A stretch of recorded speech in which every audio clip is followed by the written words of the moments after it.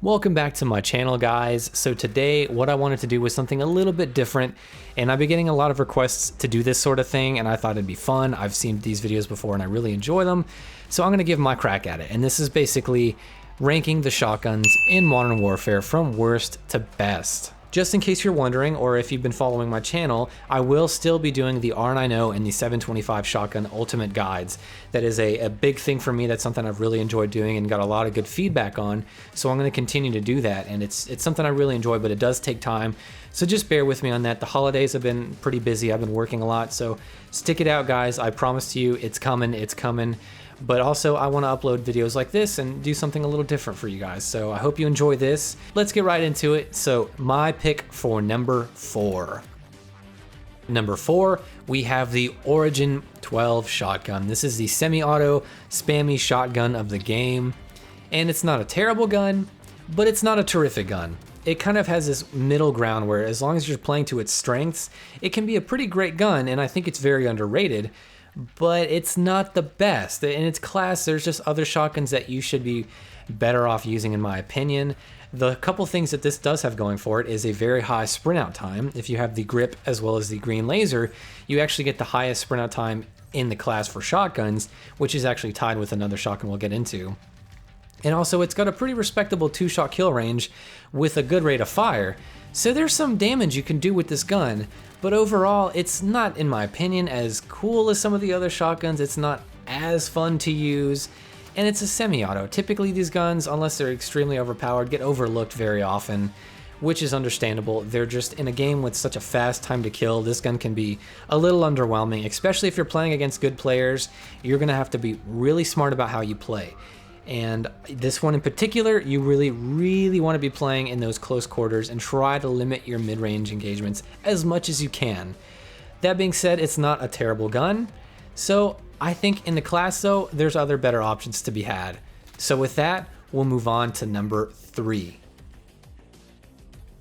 Up next at number 3, we have the R90 shotgun.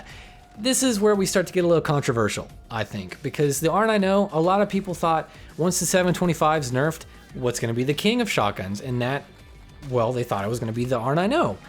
And I gotta say, it's just not the case for me. Maybe for some people, but no. So let's rewind the clock a little bit.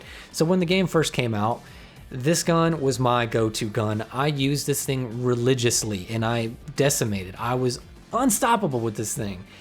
And fast forward a little bit, I come back to using it after going and testing a few other guns, and I notice I'm not doing so hot. I'm not getting any consistent kills. I'm dying a lot for some reason. So what happened? Well, I went and checked out Drifter's video on the shotguns, right? And he showed that this gun had a 1-shot kill range of about 10 meters. I went in to test that recently, and I can confirm that Infinity Ward has in fact nerfed it, has done a stealth nerf to this gun, because the 1-shot kill range is no longer 10 meters. With the ultimate barrel that I have attached to it, it was about maybe 4 to 5. It was very short. You're basically not going to be getting 1-shot kills unless you're in basically barrel stuffing range is what I would call it. Maybe not quite that extreme, but you will notice this gun can't really get many 1-shot kills anymore. And I feel like that's kind of okay with this particular shotgun because it's a double barrel pump. But at the same time, I think they took it way too far. I feel like the 1-shot needs to be increased a little bit. At this point in time, it's just not a fun gun for me to use that much. I don't know. This is where we get controversial, like I said, because people are saying this is going to be the next king of shotguns. But honestly, I'm not seeing it now. And I feel like it's kind of fell off the map, and no one's really paid attention to this nerf. But I'm telling you, it's a thing. I made a video on it. Go check it out. But I can't enjoy this gun like I used to, and it really saddens me because it's such a unique gun. It's still a good gun, right? It's still a good shotgun, but overall, I don't prefer this one. I don't go towards it for my go-to. I use it to be quirky and to have fun with it. Is it better than the Origin? Yeah, a little bit, I would say. It's a little bit better. But overall, I just do not use this gun anymore as much as I used to, which sucks a lot, but that's how it goes. So with that, let's move on to number 2. Up next at number 2, we have the Model 680 shotgun. This, if you are new to my channel, is my favorite shotgun in the game, and quite possibly one of my favorite shotguns in FPS history. It's up there. It performs very well, and it's designed so well. It's got amazing sound and feel, and I love that about this gun. And that's ultimately why I keep coming back to it, is it performs consistently, well, for the most part, but it also just feels like a shotgun. It feels like a boomstick in your hands. It's got an amazing feel. If you haven't used this gun, what are you waiting for? Like, go try it out. Even the base 680 is just fun to use, and this is where the fun factor comes in for me, because I love pump action shotguns, and this is the standard run of the mill, and it performs generally pretty standard, as you would expect. There are some times when you can just destroy people at really great range, where you'll be just nailing people, and then all of a sudden you just kind of get weird hit markers that are a little inconsistent. I'm not really sure why, but the gun overall, it's so much fun. It's an amazing shotgun for the most part. I think it's a little underrated. A lot of people tend to overlook it and go for, well, we'll get into the next one. But in my opinion, this is a great pump action, and I think you guys should give it a shot if you haven't, and have fun with it.